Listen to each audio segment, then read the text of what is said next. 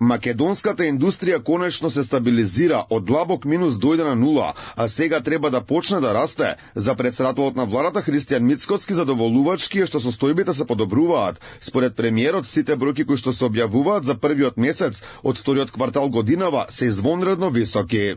Ако имаме предвид дека бевме длабок минус, ние сме дојдени до нас состојба стабилна нула и сега треба да почнеме да креваме. Покрај растот на трговијата во индустријата од 6%, она што мене ме радува е што расте преработувачката индустрија од 6,6%. Расте прометот со трговијата во индустријата на меѓународниот пазар, значи извозот, што е многу важно за април месец. Сепак според него индикаторите покажуваат дека наредниот квартал бројките во овој сегмент мора да бидат уште подобри, што би допринело до раст на целата економија. И ова се све параметри кои што укажуваат дека во вториот квартал треба да имаме навистина можеби еден воредно висок раст на бруто домашниот производ.